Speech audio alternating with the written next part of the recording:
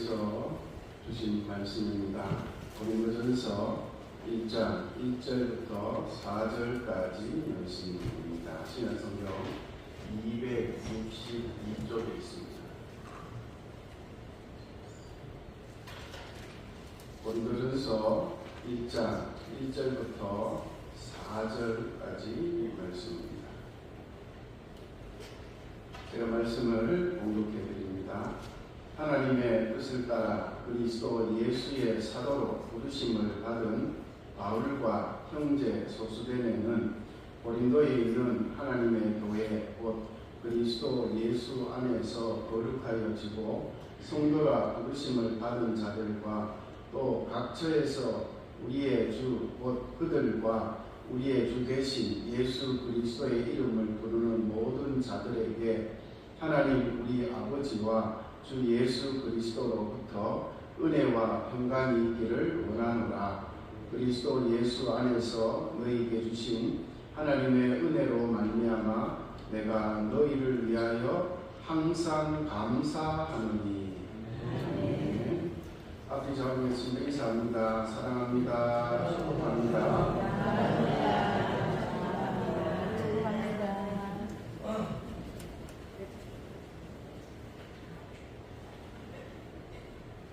어떤 권사님이 계셨습니다.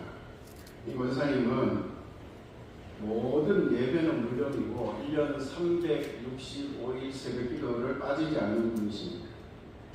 교회 봉사에도 흠흡을 앞장서서 정말 열정적으로 열심을 가지고 섬기는 분입니다. 성경도 많이 읽고 또 알고 계시고 대표기도를 시키면 얼마나 열심히 기도를 잘하는지 모릅니다. 그리고 권사님은 어디를 가든지 자기가 그리스도인이라는 것과 자신의 새벽기도 생활과 교회에 봉사하는 것에 대해서 큰 자부심을 가지고 이야기했습니다. 그런데 이분을 아는 사람들은 이 권사님을 그렇게 좋아하지 않는다는 겁니다. 심지어 가족이 남편조차도 자녀들조차도 이 권사님을 표현은 이상하지만 꺼려한다는 겁니다. 그 교회 담임 목사님조차도 권사님 그렇게 편하지가 않다는 겁니다. 여러분 이 권사님 이야기를 들으면서 어떤 생각이 드십니까? 나는 그렇지 않은데 그렇게 생각할 수 있습니다.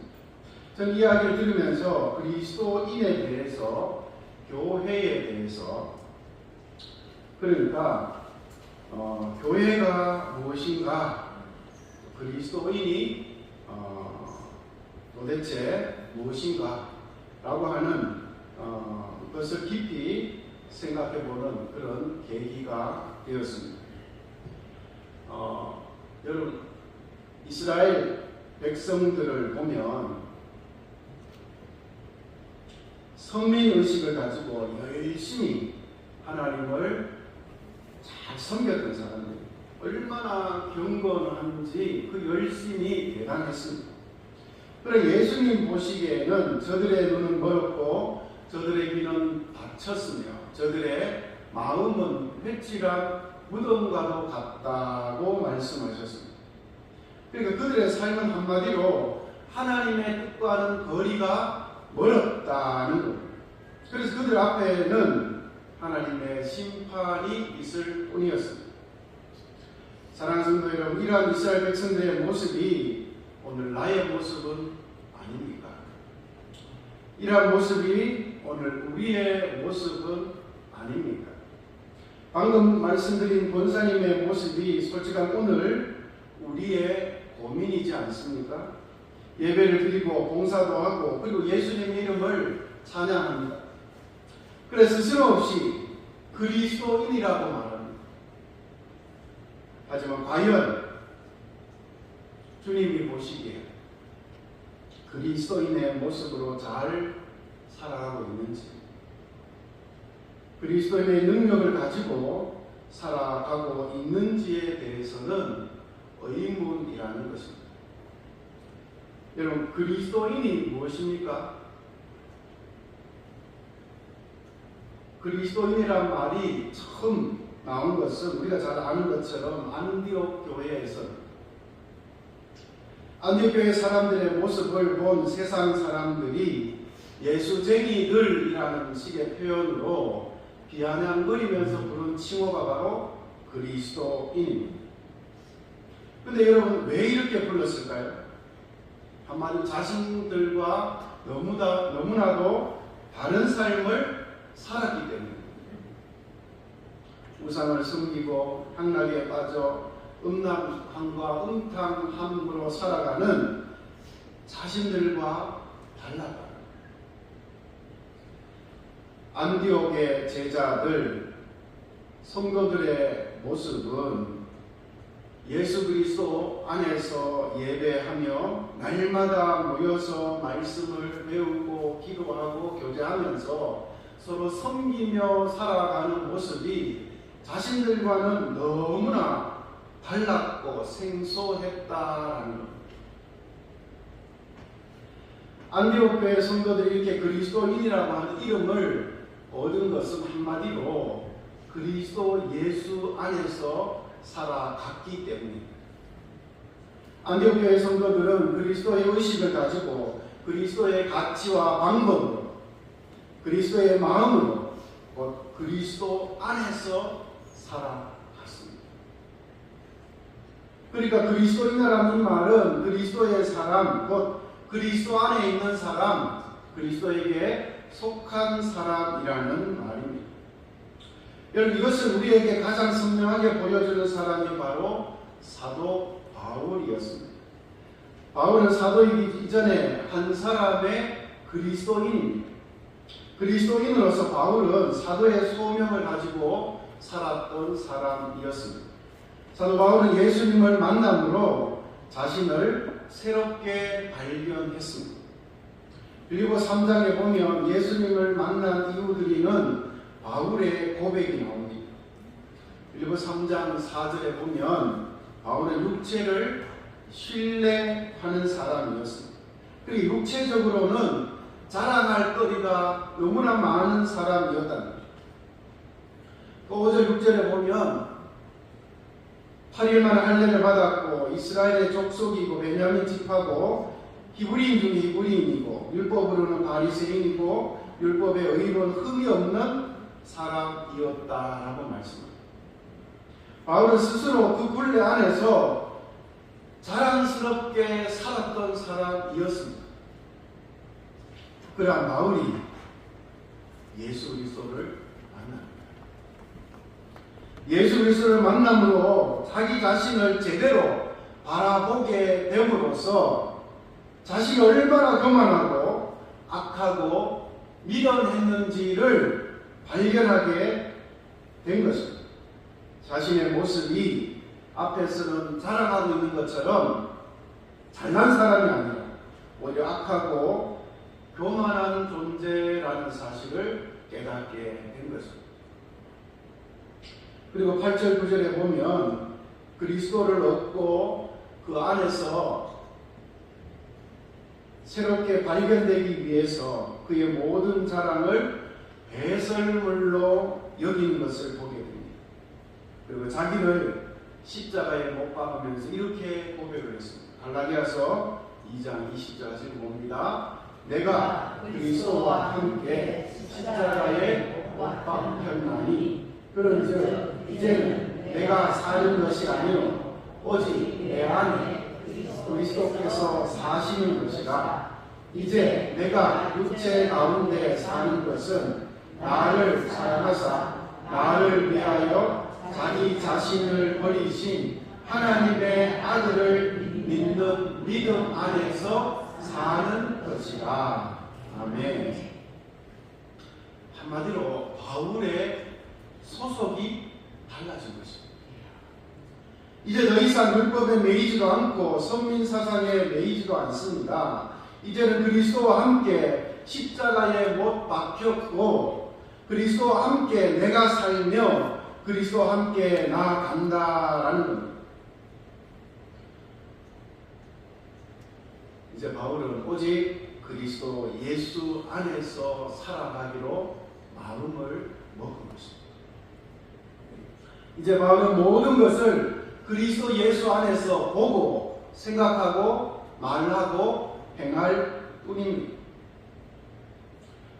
오늘 우리에게 주신 말씀이 고린도서 1장 말씀을 보면 바울은 성도들이 부름받은 것과 거룩하여진 것과 하나님의 은혜는 다 그리스도 예수 안에서라고 말하고 있습니다. 2절과 4절에 그리스도 예수 안에서라는 말씀이 나오는데 이 용어는 사도 바울의 신학의 중심을 이루고 있는 아주 중요한 용어입니다. 그래서 바울 서신을 보면 이 용어를 많이 사용하고 있는 것을 볼 수가 있습니다. 그리스도 예수 안에가 59절, 그리스도 안에가 49절, 주 안에서가 45절, 그래서 총 135번이나 사용을 하고 있습니다. 그리스도 예수 안에서라고 하는 말, 헬라어로는 엔 크리스토, 영어로 인 크라이스트라고 하는데 우리말로 하면 그리스도에게 속한 자, 그리스도의 다스림을 받는 자라는 의미입니다. 더 쉽게 말하자면 그리스도 안에서 살아가는 사람을 말하는 겁니다. 바울은 모든 것을 주 안에서 보고 생각하고 행했습니다. 자신이 사도가 된 것은 그리스도 안에서 사도가 되었다라고 고백합니다. 세상이 준 직분이 아니라 그리스도께서 주신 직분이라는 겁니다. 여기서 바울은 사명감을 가지게 됩니다. 교회는 그리스도 예수 안에서 세워졌습니다. 교제도 그리스도 예수 안에서 해야 합니다. 일도 주 안에서 충성할 것에 대해서 권고를 하고 있습니다. 그러니까 인간관계도 그리스도 안에서 이루어져야 합니다.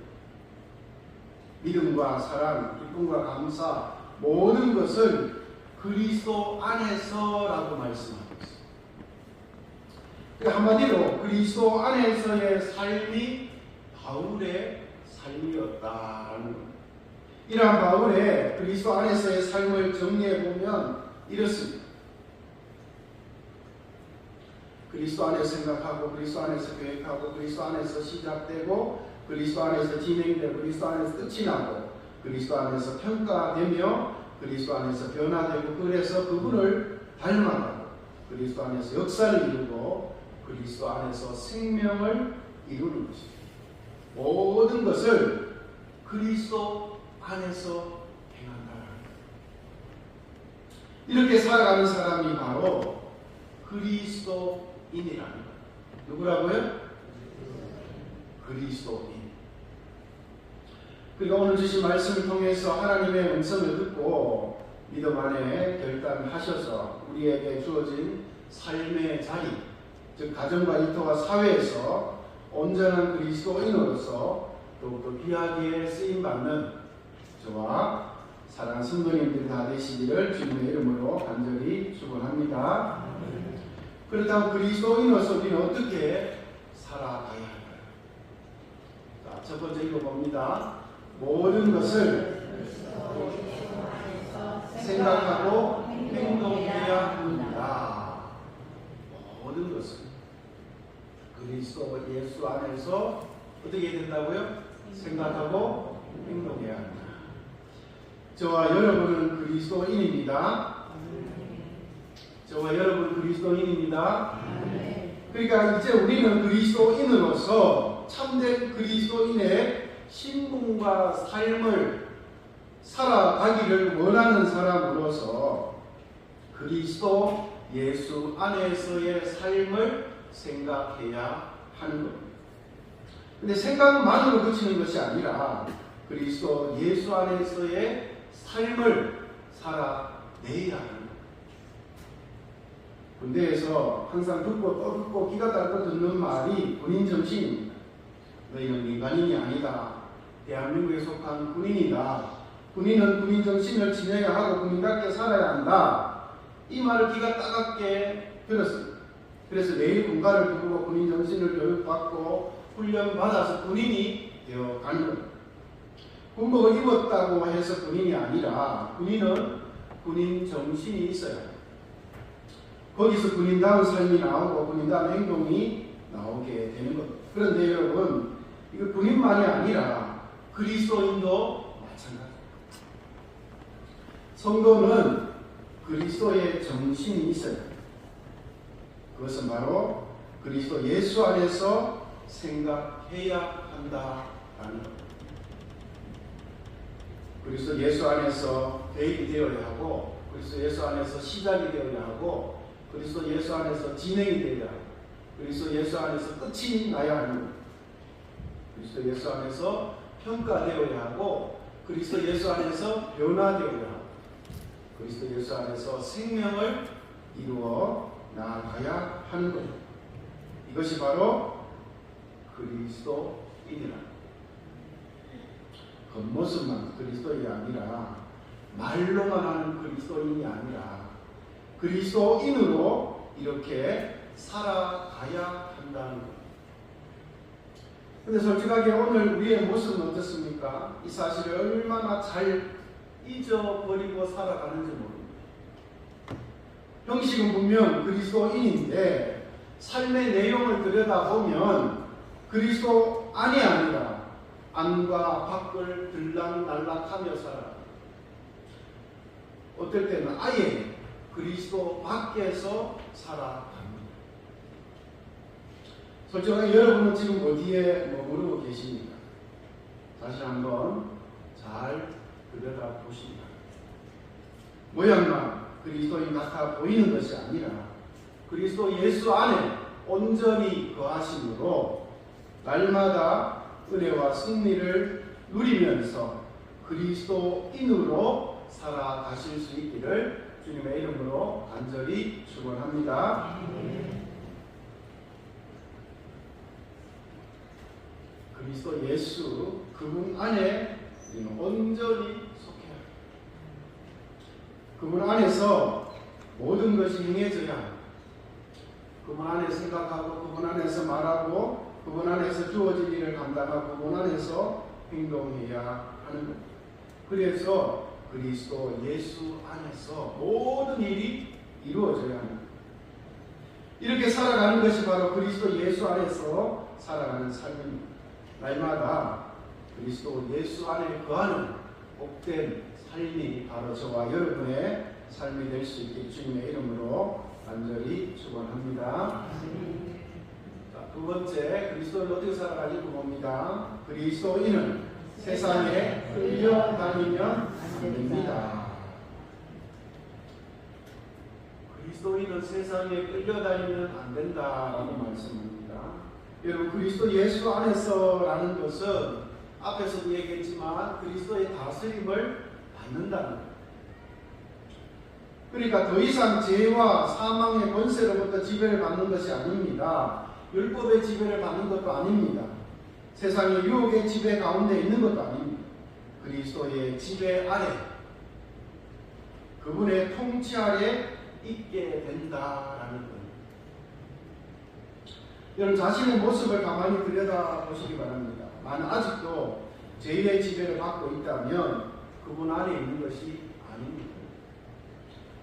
아직도 죄의식으로 인해서 불안해하고 두려워하고 있다면 그분 안에 있는 것이 아니라 죄의 종이 되어 있는 겁니다. 아직까지 육신의 정욕과 안목의 정욕과 이생의 자랑의 굴레에서 벗어나지 못하고 내 욕심을 따라 쫓아가고 있다면 그분의 종이 아니라 세상의 종일 뿐입니다.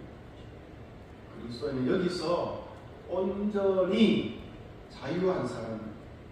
그리스도 예수 안에 있으므로 그분으로 인해서 이 모든 것으로부터 자유한 사람입니다.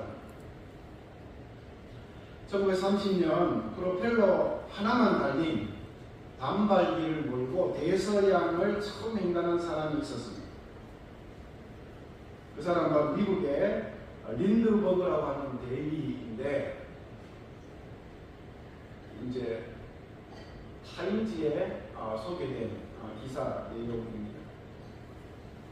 수많은 사람들이 이 일에 도전했다가 생명을 잃었기 때문에 사실 이 일은 생명을 걸고 하는 모험이었습니다. 근데 린드버그 대위가 이 일에 도전을 하게 되는데 조그마한 비행기를 타고 무려 30여 시간 동안이나 대서양을 횡단하는 데 성공을 했습니다.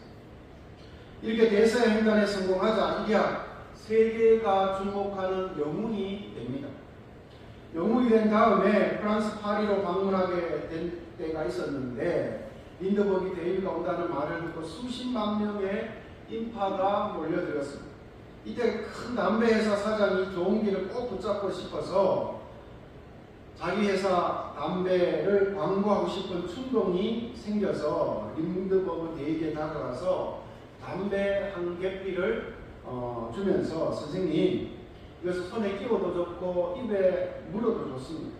어떤 것이든지 괜찮으니까 담배를 들고 포즈 한 번만 취해 주십시오. 그러면 사진 한 장을 찍는 대가로 5만 불을 드리겠습니다. 지금도 5만 불은 큰 돈이지만 반세기 전에 5만 불이니까 엄청난 큰 액수입니다. 여러분 담배라는 용어가 성경에는 없습니다. 그래서 피워도 그만 안 피워도 그만이라고 생각할 수 있습니다. 또 그것을 가지고 죄가 된다 안 된다 그렇게 말하기 어려운 부분이 있습니다. 하지만 우리 몸이 성령이 거하시는 전이라면 그 생각이 달라져야 하지 않겠습니까? 하나님이 머무시는 성전인데 그 성전을 우리가 잘 관리해야 할 책임이 있는데 그렇게 하지 않는다는 것은 분명 하나님 보실 때 좋은 모습은 아닙니다. 무엇보다 몸의 건강에는 분명 나쁜 영향을 미치는 것이 사실입니다. 근데 당시 미국 사람들은 대단히 엄격한 신앙생활을 하고 있었습니다. 술과 담배를 철저히 금하고 있었습니다. 담배 회사 사장이 그렇게 엄청난 제안을 하자 린드버그 대위는 얼굴 표정을 싹 바꾸면서 한마디로 이렇게 대답했다. 선생님, 저는 그리스도인입니다. 이 말이 파리 신문의 기사로 나와서 전 세계적으로 또 한 번의 이슈가 되었답니다. 이 기사를 보고 당시에 많은 그리스도인이 큰 감동을 받고 스스로 성금을 모아서 무려 10만 불을 린드버그 대위에게 전해 주었다고 합니다. 저는 그리스도인은 죄와 향락에 끌려다니지 않아요. 물질의 유혹에도 끌려다니지 않아요. 그리스도인은 믿음의 자유와 양심의 자유를 따라 살아가야 합니다. 이것이 그리스도 예수 안에 머무는 사람의 능력이고 특징입니다. 그러니까 그리스도 안에서 이러한 자유를 누리면서 믿음을 끝까지 잘 지키며 살아갈 수 있는 저와 사랑하는 성도님들이 다 되시기를 주님의 이름으로 간절히 축원합니다. 자, 마지막 세 번째입니다. 읽어보겠습니다. 그리스도로 인한 기쁨과 감사가 있어야 합니다. 그리스도로 인한 기쁨과 감사가 있어야 한다고 말씀합니다. 그리스도 예수 안에 속한 사람은 모든 일에 있어서 기쁨이 있어야 합니다. 감사가 있어야 합니다. 우리 빌립보서에서 이러한 기쁨을 사도 바울의 놀라운 고백을 통해서 발견할 수가 있습니다. 빌립보 4장 4절 읽어봅니다. 주 안에서 항상 기뻐하라. 내가 말씀이 말하노니 기뻐하라. 아멘. 이 고백을 바울이 언제 어떤 상황에서 한 것입니까? 우리가 잘 아는 것처럼 언제 사형당할지도 모르는 로마 감옥 안에서 한 고백입니다. 내일에 대한 희망도 보장도 되어 있지 않습니다. 이러한 상황 속에 있을 때 바울이 빌립보 교인들에게 편지를 쓴 것입니다. 바울은 이런 상황 속에서도 빌립보 교인들 향해서 기뻐하라고 말합니다. 그런데 그냥 기뻐하는 것이 아니라 주 안에서 기뻐하라고 합니다. 바울은 지금 분명 로마 감옥 안에 있습니다. 비록 몸은 로마 감옥에 갇혀 있지만 바울은 주 안에 있는 사람이었습니다. 주 안에 있기 때문에 환경을 뛰어넘을 수 있었습니다. 그 환경 속에서 일하시는 하나님 때문에 기뻐할 수 있었고 또 빌립보 교인들에게 기뻐하라고 권면할 수 있었던 것입니다. 주 안에 있었던 다윗이 이스라엘 왕이 되기 전에 사울에게 쫓기며 고통을 당할 때 쓴 시가 바로 시편 16편입니다. 여기서 우리는 다윗의 놀라운 고백을 들을 수가 있습니다. 자, 시편 16편 8절부터 11절까지 말씀 읽어봅니다. 내가 여호와를 항상 내 앞에 모시며 그가 나의 오른쪽에 계심으로 내가 흔들리지 아니하리로다. 이러므로 나의 마음이 기쁘고 나의 영도 즐거워하며 내 육체로 완전히 살리니 이는 주께서 내 영혼을 소홀에 버리지 아니하시며 주의 거룩한 자를 멸망시키지 않으실 것임이니이다. 여기까지 봅니다. 주께서 생명의 길을 내게 보이시리니 주의 앞에는 충만한 기쁨이 있고 주의 오른쪽에는 영원한 즐거움이 있나이다. 아멘. 하나님 안에서 그리고 그 앞에서 살아가는 그 앞에서 살아가려고 하는 다윗의 진심 어린 고백을 여러분도 느껴지지 않습니까? 저는 무엇보다 이것이 중요하다고 믿습니다. 우리가 어떤 의식, 즉 예배를 잘 드리고 습관에 따라 종교 생활을 잘 하는 것보다도 더 중요한 것이 있습니다. 그것은 바로 그리스도로 인하여 기쁨이 있고 감사가 있는 삶을 살아가는 것입니다. 여러분, 그리스도이신 예수님 때문에 기쁨이 있으십니까? 기쁘게 살아가고 계십니까? 그리스도이신 예수님 때문에 감사가 있습니까? 감사하면서 살아가고 계십니까? 저는 사랑하는 성도님들이 정말 행복하게 신앙생활을 하셨으면 좋겠습니다. 억지로 하는 것이 아니라 기쁨으로 신앙생활을 하셨으면 좋겠습니다. 그래서 예수님 때문에 행복하고 기쁨이 가득한 삶을 날마다 살아가실 수 있기를 진심으로 축복합니다. 예수님 때문에 날마다 감사함이 넘치는 복된 삶을 살아가시기를 진심으로 축복합니다. 하나님께서 정말 사랑하시는 성도 여러분, 주님께서 오늘 이 시간 저와 여러분의 모습을 보면서 어떻게 평가하시겠습니까? 혹시 처음에 나누었던 권사님의 모습이 여러분의 모습은 아닙니까? 혹시 유대인들을 바라보면서 그들을 향해 고개를 가로지으셨듯이 저와 여러분을 향해서 그러한 시선으로 바라보시는 것은 아닐까요? 주님은 수많은 무리를 원하지 않으셨습니다. 진실한 그리스도인을 원하셨습니다. 지금도 마찬가지입니다. 그리스도 예수 안에 거하는 사람을 찾으십니다. 그리스도 예수 안에 거하면서 생각하고 행동하는 사람을 찾으십니다. 그리스도 예수 안에서 다스림을 받는 사람을 찾으십니다. 그리스도 예수 안에서 감사와 기쁨이 충만한 능력의 사람을 찾으십니다. 그다음 여러분, 이러한 사람이 누구겠습니까? 바로 그리스도입니다. 그리고 예수 그리스도의 제자입니다. 그러니까 주님이 찾으시는 그리스도인, 예수 그리스도의 제자가 다른 사람이 아니라 바로 나 자신, 저와 여러분이 되실 수 있기를 주님의 이름으로 간절히 축복합니다.